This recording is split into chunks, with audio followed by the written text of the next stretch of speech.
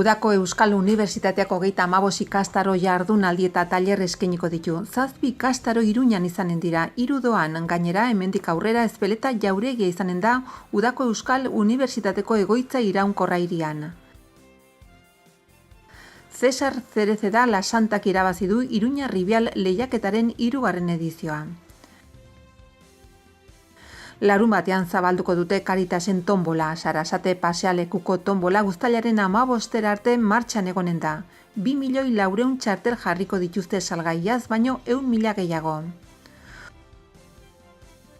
Hondakin organikoen hobekuntzarako froga pilotoa aurkeztu du prentsaurrekoan goizean Aritz Aiesa Iruñerriko mankomunitateko presidenteak. Terrorismo egotzita 7 urteko espetxealdi eskaera berretsi du fiskaltzak Iruñako istiluengatik. Aurtengo San Ferminetako ekitaldi ezberdin antolantzeko 81.750 euroko diru laguntza banatuko du peinen artean Iruñako udalak. Uztailaren 6tik 14 pesta sendotzeko ekitaldiak antolatzera bideratuko dira laguntzak. Ruben Velasco parlamentario nafarra aldugu utzi du, hasierako baloreak eta ideiak atzean utziz alderdia gainberan doala salatu du Velascok. 35 ikastaro jardunaldi eta tailer eskainiko ditu Udako Euskal Unibertsitateak, iaz kaleratutako Elkarrekin leloarekin. Iruñan hoietako 7 izanen dira. Honako hauek, bertsolaritza genero ikuspegitik, zientzia ala superstizioa, sendabelarraren afera azterketa, etnobotanikoaren ikuspegitik, jabetza berdearen titularra nor, ekonomia sozial eta solidarioko erakunden kudeaketa, ipuin parekideak sortzen, errealitatea kontatzeko manerak eta lankidetzan oinarritutako idazketa hizkuntzak barneratzeko. Azken 3 Nafarroko gobernuaren hezkuntza departamentuarekin elkarlanean antolatu dituzte eta doakoak izanen dira. Ezpeleta jauregia izanen du Udako Euskal Unibertsitateren egoitza iraunkorra hemendik aintzinera. Bestetik Eibarren 15 ikastaro eta 3 jardunaldi izanen dira, bana Donostian, Gasteizen eta Usurbilen eta 7 Baionan. Gainera bertan, Bernart Etxepare lizeorekin lorturiko hitzarmenari esker barnetegia berreskuratuko dute. 6 formatuko ikastaroa daude, espezializatuak, divulgaziokoak, garapen personalari loturikoak, jardunaldiak, hitzaldiak eta tailerrak. Izen ematea zabali dagoia da, ikasle, langabetu eta jubilatuen matrikulatuetan beherapenak eskaintzen ditu Udako Euskal Unibertsitateak. Informazio guztia webikoitza ueu.eus webgunean aurki daiteke.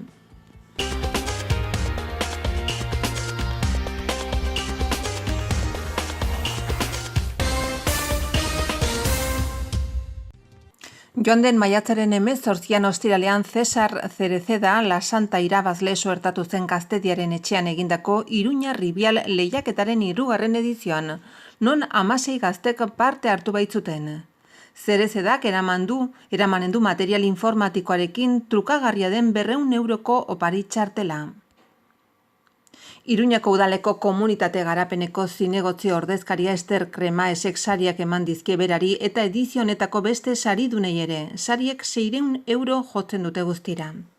Lehiaketaren 2. eta 3. postuan geratu dira Marina Alkalde Anton eta Javier Iriarte Zuniga, eta 150 eta 100 euroko opari txartela jasoko dituzte urren ez urren.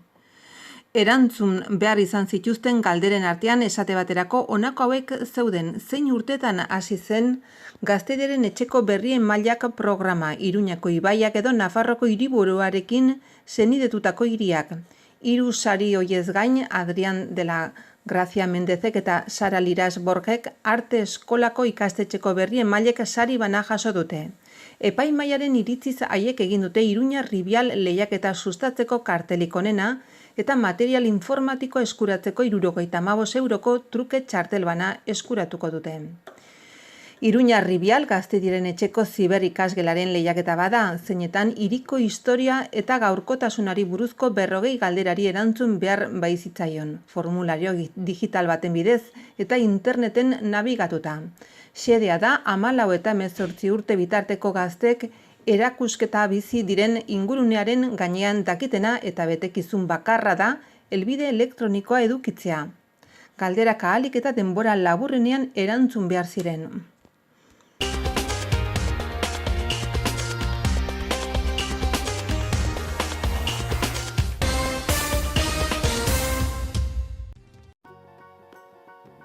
Larun batean zabalduko dute Caritasen tombola. Sarasate Pasaleakuko tombola uztailaren 15 arte martxan egonen da. 2.400.000 txarter jarriko dituzte salgai, iaz baino 100.000 gehiago, 0,80 eurotan. Guztira 360.000 sari zuzen daude, hoien artean bortz auto, horrez gainera aldezarreko dendetan gastatzeko 2.500 euroko saria banatuko dituzte. Sari hoietako gehienak erositakoak dira, baina badira zenbait donaziore. Sariak abuztuaren 16 arte eskuratzen ahalko dira ordea, Caritasen egoitzan. Aurtengo berrikuntza aurrentzako txoko bat sortu dutela, bertan umeek marrazkiak eta ipuinak idaz ditzakete. Tombolari buruzko informazio guztia caritaspamplona.org webgunean aurki daiteke. Tombolaren bitartez, haren aurrekontuaren zati bat betetzen du Caritasek, iaz 110 inguru lortu zuen, 440.000 euro eta guztira 5.200.000 euroko aurrekontua izan zuen haren jarduna garatzeko. 2017ko kontuak ere aurkeztu dituzte horren erakusgarri. Erabiltzaile gehiago izan dituztela, baina hoien artean aurreko urteetan baino gutxiago izan dira diru laguntza behar izan dutenak.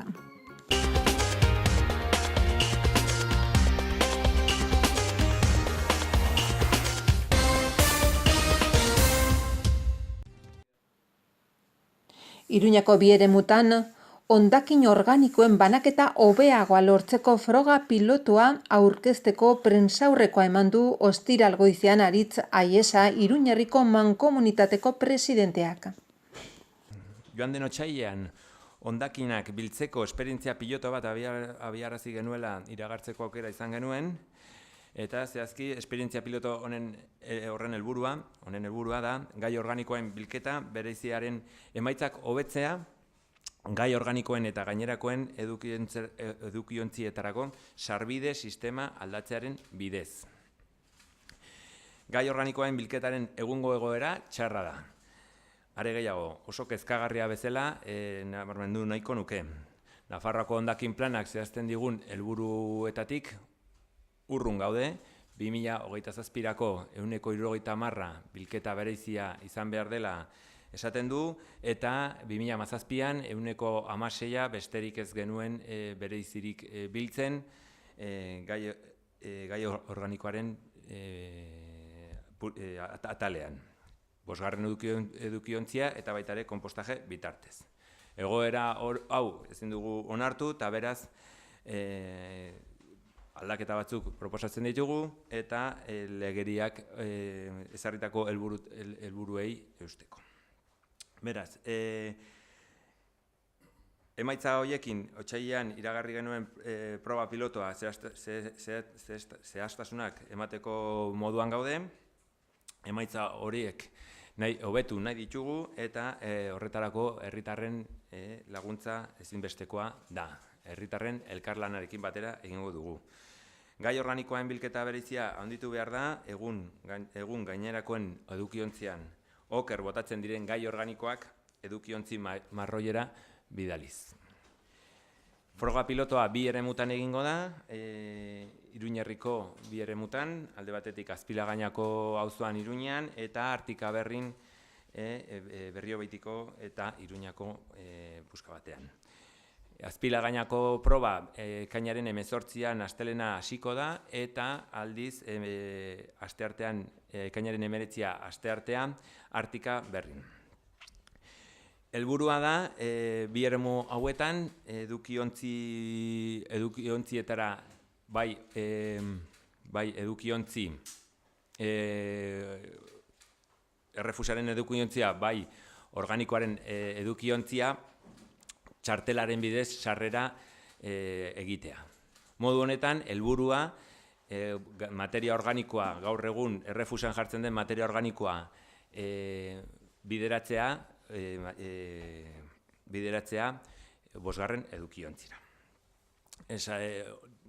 Jakina da, Iruñerriko zenbakiak beste atal batzuetan onak direla, bai paperan, bai beiran, bai ontzietan, eta falta zaiguna da salto hori ematea materia organikoan. Horretarako 2016an edatu zen infrastruktura osoa, eta honek da infrastruktura horren gainean aldaketak egin zenbaki horiek zenbaki eta helburuetara iristeko. Bukatzeko eta Europar mailako berri bat izan dugu aste honetan, Europako Kontseiluak zehaztu du hitzarmen batean, hondakinak birziklatzeko eta berreskuratzeko legezko betebeharrean 2025, 2030 eta 2035 urtetarako. Eta markatzen du 2025 urtean gai berezien 50% berezirik bildu beharko genukela. Oda, frakzio guztiak baturik.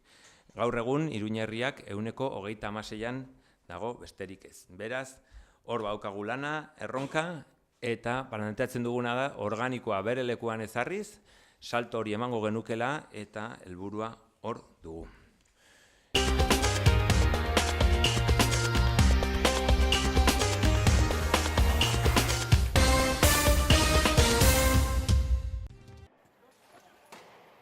Iruñako istiluen harira auzipetuta dauden Errenteriako eta Beasaingo lau gazteentzat 7 urteko espetxe zigorra mantendu du fiskaltzak. Ez zen iskanbila hutsa izan, izua sortzeko helburu terrorista zuten ekintza aurrez planifikatuak izan ziren adierazi du. Lauen absoluzioa eskatu dute defensek. Erakundeak desagertzen dira, baina ideiak eta gauzak egiteko moldeak mantendu egiten dira, esan du Jose Perals fiskalak, eta honek guztiak berdina izatien jarraitzen du. Bere ahotan etaren estrategiak markaturiko pauta jarraitu zituzten gazte hauek. Asier Petrirena, Ruben Iglesias, Endika Etura eta Julen Prado dira auzipetuak. Lauek ukatu dute terrorismo ekintzetan parte hartu izana. Lehenengo 3 azaldu dute istiluak hasi zirenean, handik joan egin zirela eta beraz ez zutela iskanbilan parte hartu. Pradok adierazi du istiluen unean berak harri bat hartu zuela, inertziaz baina ondoko kale batean bota zuela.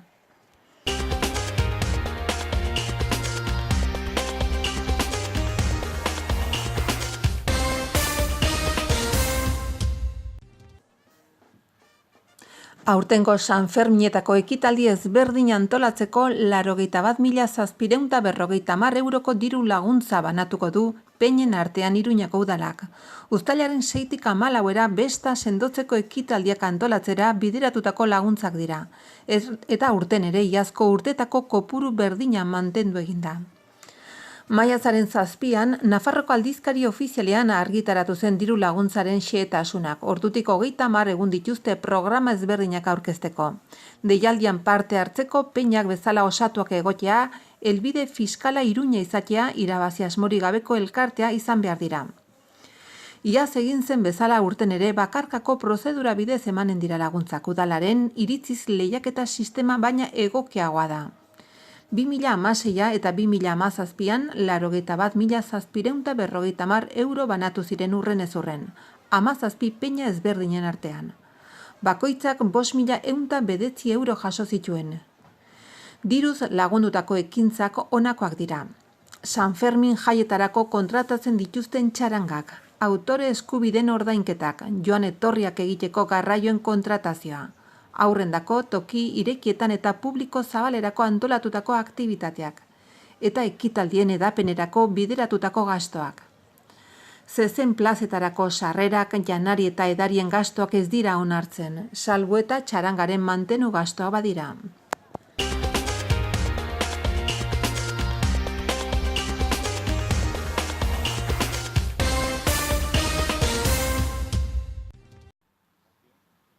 Ruben Velasco parlamentario nafarrak ahaldugu utzi du. Hasierako baloreak eta ideiak atzean utziz alderdia gain beheran doala salatu du Velascok eta ahaldugun baja eman duela iragarri du. Velasco aspaldiari da tirabiran Nafarroko ahaldugunerekin eta Laura Perez parlamentari eta idazkari nagusi ohia sostengatu zuen hau alderditik kanporatu zutenean. Velascok jakinarazi du jarraituko duela lanbide arteko oinarrizko soldataren 3 aldiz jasotzen Foru Legebiltzarretik legealdi hasieran ahal dugun iragarri zuten moduan, eta gainerakoa gobernuz kanpoko erakunderen bati emango diola. Alduguk salatu du Belaskok aspaldi ez diola pasatzen soberako dirurik alderdiari eta parlamentarioak da eman diezaiola eskatu diote. Belaskok ordea uko egin dio, herritarrek hautatu zuela argudiatuz eta ez orain alderdia egiten ari dena egiteko. Nafarroak behar duen aldaketaren aldeko lanean jarraituko duela berretsi du.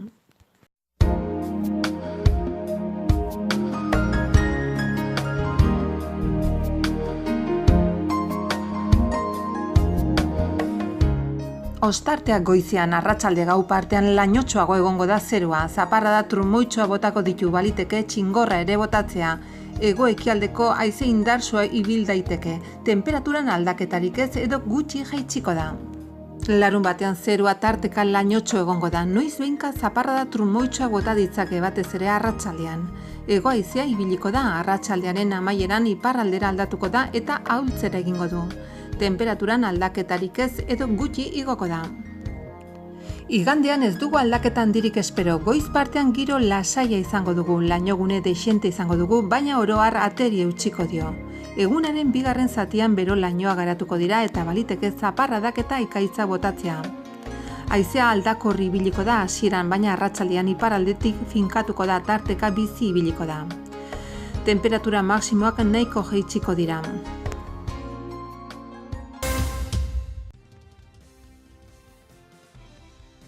Udako Euskal Unibertsitateak 35 ikastaro jardunaldi eta tailer eskainiko ditu. 7 ikastaro Iruñan izanen dira, 3 doan, gainera hemendik aurrera Ezpeleta Jauregia izanen da Udako Euskal Unibertsitateko egoitza iraunkorra hirian. Cesar Cerezeda Lasantak irabazi du Iruña Ribial lehiaketaren 3. edizioa. Larun batean zabalduko dute Karitasen tombola, Sarasate pasealekuko tombola uztailaren 15 arte martxan egonen da. 2.400.000 txartel jarriko dituzte salgaiaz, baino 100.000 gehiago. Hondakin organikoen hobekuntzarako froga pilotoa aurkeztu du prentsaurrekoan goizean Aritz Aiesa Iruñerriko mankomunitateko presidenteak. Terrorismo egotzita 7 urteko espetxealdi eskaera berretsi du fiskaltzak Iruñako istiluengatik. Aurtengo San Ferminetako ekitaldi ezberdin antolantzeko 81.750 euroko diru laguntza banatuko du peinen artean Iruñako udalak. Uztailaren 6tik 14era pesta sendotzeko ekitaldiak antolatzera bideratuko dira laguntzak. Ruben Belasko parlamentario Nafarra aldugu utzi du, hasierako baloreak eta ideiak atzean utziz alderdia gainberan doala salatu du Belaskok.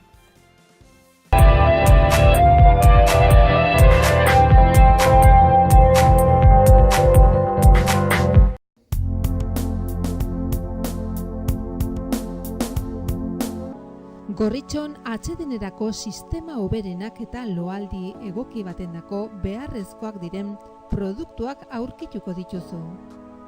40 urte daramatzagu punta-puntako materialak eta marka hoberenak bezeroaren eskura jartzen. Deskansatzeko sistemetan aditua gara, sofak, koltsoiak, somierrak. Hurbildu eta eskuzabali jasoko zaitugu. Iruña, Gorritxo.